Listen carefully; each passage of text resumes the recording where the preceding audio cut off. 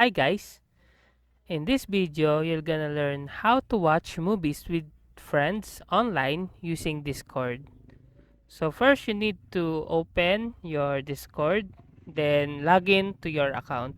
If you don't have an account on Discord, then sign up and create an account.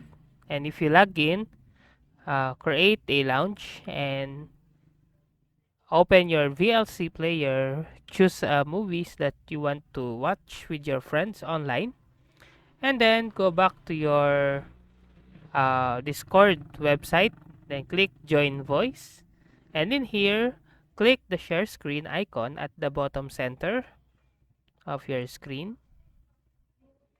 then click Windows tab where you can locate your VLC player, and then click and share, and then play the movies that you want to watch with your friends.